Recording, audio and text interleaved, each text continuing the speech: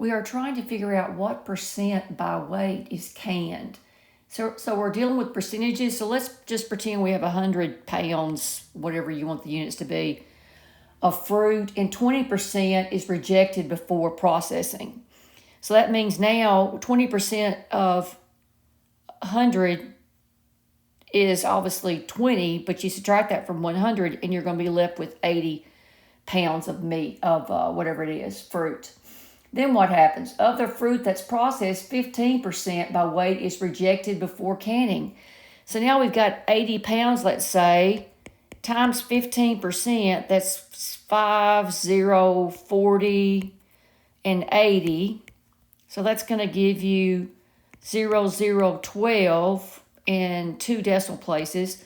So now we've lost another 12 pounds, and we were at 80 pounds. So now subtract 12 and borrow 1, and that's going to be an 8. That's going to be 68. I've been saying pounds, but I just made that up.